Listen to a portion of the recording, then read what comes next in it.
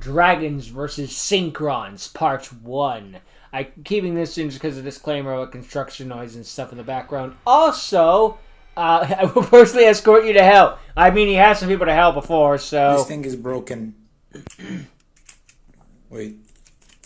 Yeah, now that it's on film, it doesn't want to do it anymore.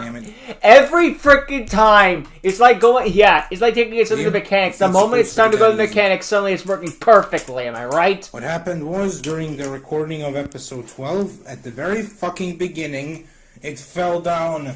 The wind blew it. Blew at it and it fell down. Nice Assassin's Creed game. That's not even a joke. That's just a good game. The last time Assassin's Creed was good. Record, probably.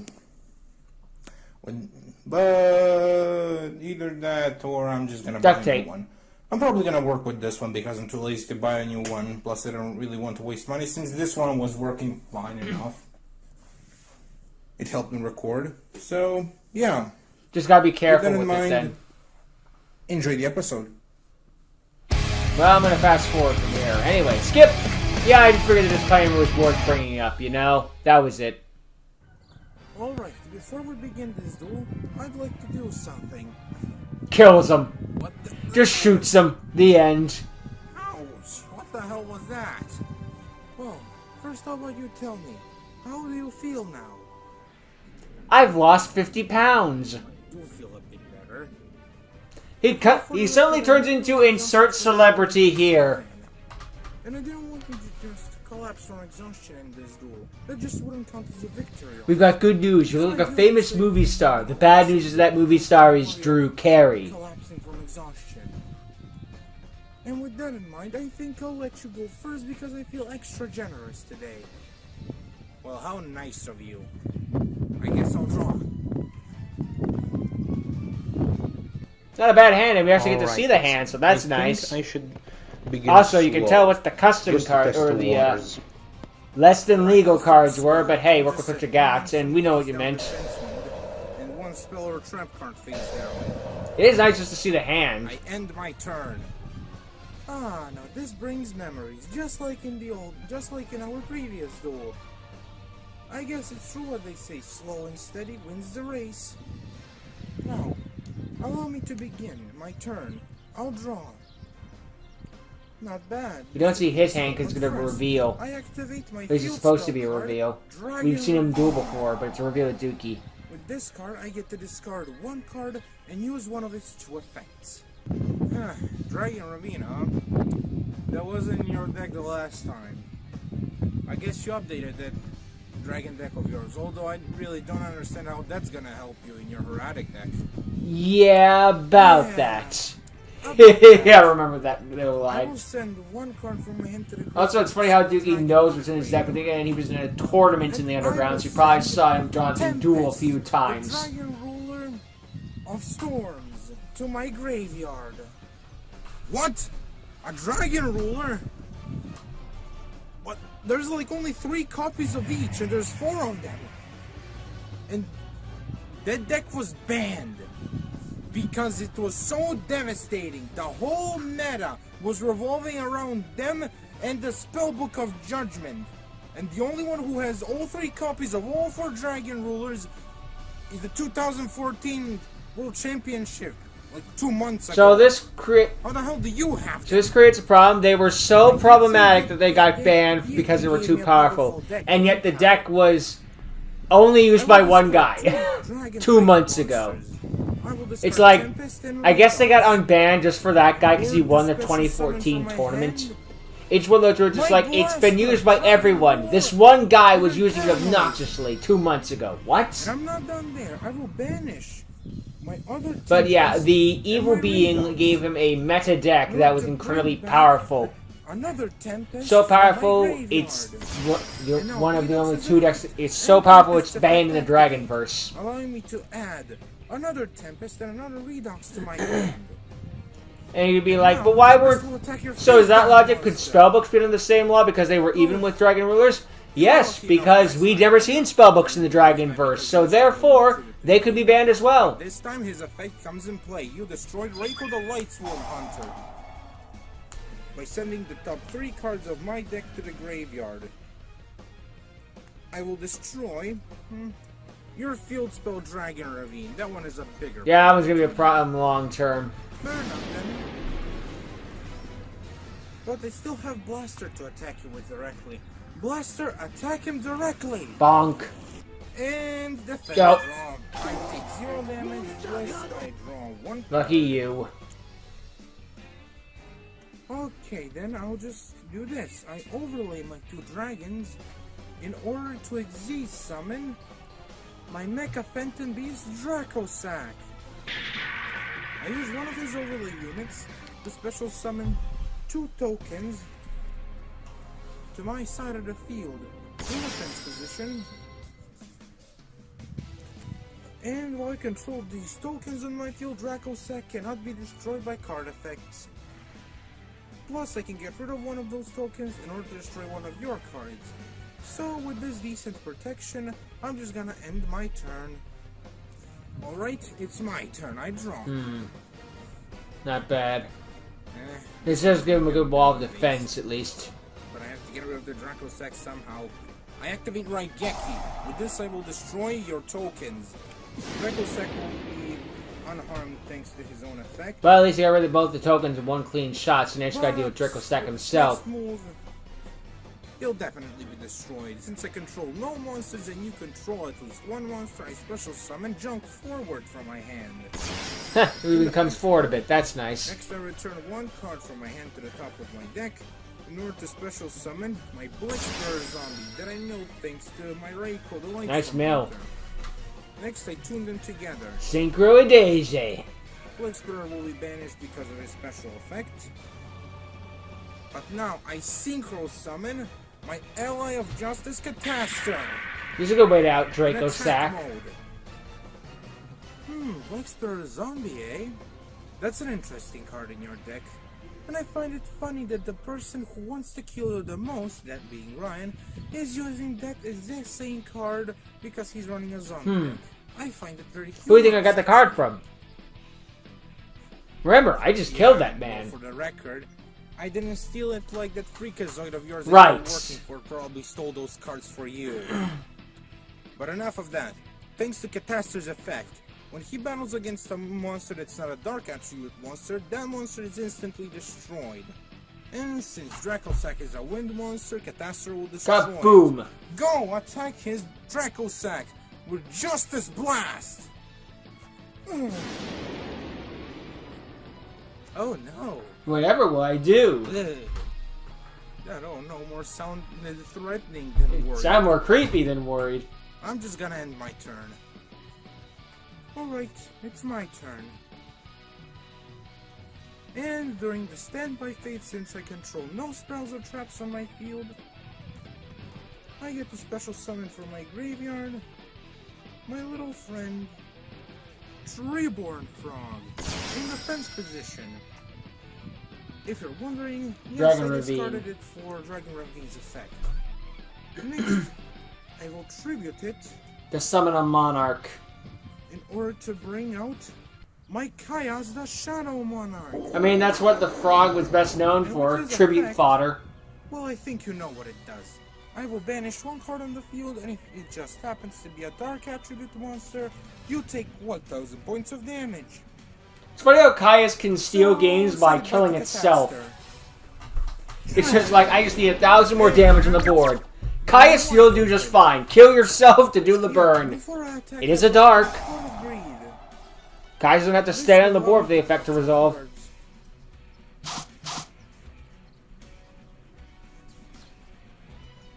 I will set 2 cards face down.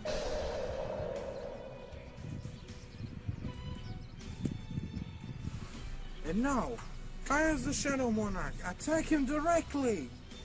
Nah, I'm not gonna let that go through. I will banish Necrogardna from my graveyard, which will negate Also your sent attack. with Raiko. And yes, before you ask, I send that with Reiko to the graveyard as well. What luck. How many good cards did you even send to the graveyard? Enough. Reiko? Oh, I doubt that you would even tell me. I'll Good just answer, end because my I'm not turn. gonna. And you're totally right on that one. Why would I tell you? In text to Black Spur Zombies effect, I already know what I will draw next. And I already know that it's a card that will help me. Planned ahead. I didn't want to use it last turn because, well, why bother using it last When he turn had when Raigeki. you can use it now? And then I need it more. I will discard one card from my hand to the graveyard in order to special summon Quick Draw Synchron. And the monster I discarded was my Dandelion. Meaning 2 fluff Thanks tokens. to his effect, I will get 2 fluff tokens. Movie series style. Nothing wrong with that. A level 7 Synchro, huh? Well then, bring it In on. fact, I've been making comments about it. Yeah, about that. Haven't normal summoned yet. I can use that one liner normal too. Summon Tuning Wear, which means a level 9 or a level 8 Synchro summon. So I will use Tuning Wear. My 2 fluff tokens. Let's say it'll be 7, 8, or 9. And my quick draw That was not Synchron happening. in order to Synchro summon. By synchronizing the power of these 4 monsters, I create a new life. And this new life shall turn into a warrior made of junk. And in the world of junk, there's only few who can use it to its fullest potential. And this new warrior can bring out the power and energy strong enough to beat over... Oh, just summon the card already. ...by the others. I synchro summon Junk Destroyer. And thanks to his effect, I get to destroy 1 card on the field for each non-tuner monster I used to synchro summon him. Since I used 3 non-tuner monsters, I get He could have used this against Draco Stack, but then he'd be wasting the Raigeki, so he would... So it's better to use 1 card to destroy 2 than use 4 cards to destroy 2. Also, this way he gets to get rid of back row and monsters, so it's actually Duki being very intelligent, planning ahead. Now I'm wide open. I will set 1 card face down. And with 1 direct attack, I end my turn, attacking directly with Junk Obliteration. And knowing the Dragonverse memes, those face downs were 2 magic cylinders. It's my turn then. If not Magic Cylinder Mirror Force, that's just a safe go-to. And since I still have no spells or trap cards, I'll special summon Treeborn Frog back to the field. And trust me, it will be very helpful in order to obliterate your Junk Destroyer. Taking revenge for him obliterating my field. I regret nothing. I will banish my Tempest and my Blaster from my graveyard in order to special summon my 2nd Blaster to the field. Hello. And thanks to my 2 monsters effect, I will add to my hand 2 more monsters to my hand. So now it's time to tribute my Treeborn Frog and my 2nd Blaster in order to summon one of my strongest monsters, the Light and Darkness That'll be a problem to deal with. Light and Darkness Dragon? Now you gotta play around that thing. That thing is gonna be a pain to deal with. Not to mention that he has more attack points, which means Junk Destroyer is since beat. Light and Darkness Dragon attack Junk Destroyer with Chaos Obliterator! This one is also gonna be a waste, but it's gonna be a bigger shot. I activate my face down spell card, Ego Boost. Trying to boost Junk This will Destroyer. give Junk Destroyer extra 1,000 attack points. But Lion Darkness effect activates, negating it but losing 500 attack, which means Jonathan's monster's weaker and he calls off the attack, even though you can't really do that, but we'll say he can. For that Light and Darkness Dragon, I would probably be able to do something this turn. Well. I will set 1 card face down, and next, I will attack your Light and Darkness Dragon. Would have been funny if Jonathan just fucked himself over there. Duke would be playing very far ahead, but then the duel will be over. You're not doing half bad, I have to say. You're way better than the last time you and I had a duel. Dude, I literally killed you the last time we dueled. Well, the most powerful deck of recent memory. You can't say I'm doing better than last time. Not only did I beat you, you died. What do you mean I'm doing I better? end my turn with this. I mean, my turn 1 in that duel was kind of mediocre, but my turn 3, or my turn 2, technically speaking, hell no. The battle continues through an open field with Duki will be the most dominant between the two. Still, this is just the beginning, and anyone could take a lead in this duel with time. Jonathan still has an ace up his sleeve that Duki would have to overcome to win, and with the power the card has, it will be easier said than done. Chaos is still up in the air, and it doesn't seem to be vanishing at all. The two duelists bring an incredible deal of power in this duel.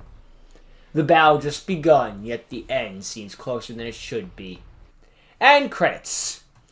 Which means we're probably going to get bloopers. I don't know for sure. No music, though, but I guess maybe like a copyright or something. Anyway, it's a nice little follow-up episode in the start where things really get serious of Duki versus Jonathan. The duel, they have a very good back and forth so far, showing off their intelligence in this duel, as well as how they are as people. Like, shows off their character and also show that they're smart duelists, not just, I summon big monster, GG. Like, I know we say a lot just like Zexos are just a bunch of summoning giant monsters, but, I mean, it's not entirely true, but the intelligence is also important to show off in a duel. Yeah, your monster may be bigger, but that doesn't mean anything if you're not smarter. Oh, yep, we have bloopas. You know, might isn't always right and all that. Begin this duel, I'd like to do something. Yeah, gonna have the tripod fall a lot. Timing. I fucking hate this tripod. Alright, I'll begin slow. I set one monster face down in defense mode. And one monster face down. One monster face down. I mean, that's what they did in the dub for Yu-Gi-Oh! I mean, Loomis and Umbra duel. Yugi summons a monster defense mode and sets a card face down, but that happens in reverse order. I think it was Karibo too. And my phone decided instead of just be normal and record the scene where Jonathan used Light Darkness Dragon's effects, it recorded a long segment of me changing into Duki's clothes. God damn it, that's why it became text. Because the camera recorded the wrong thing.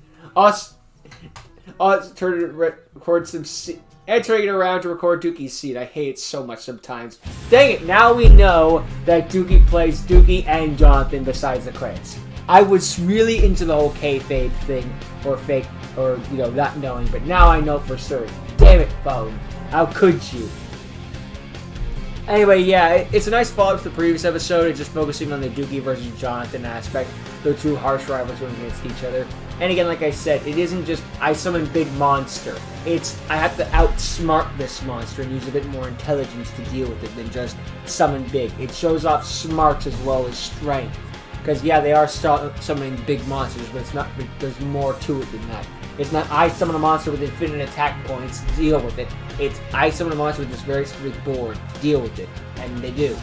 So that's nice to see. Duki has to keep outsmarting Jonathan, but Jonathan just keeps summoning monsters that are bigger. And, you know, it's one of those where it's like, it doesn't, you're going in with like nail clippers or something like that, and they have to keep being intelligent where to pinch. Meanwhile, your opponent has a freaking like pair of scissors, so they could just deal with it. Or I guess it's like baseball bat versus gun. It's like, you gotta be smart in the situation and think about your actions rather than just go and fire willy-nilly. You gotta be intelligent. Which Duki is doing a good job of doing and showing that Duki is intelligent. So, that's good to see, because you don't see it much in real life. That is a joke. I couldn't avoid it. I mean, I could have avoided it, but I chose not to, so that was on me.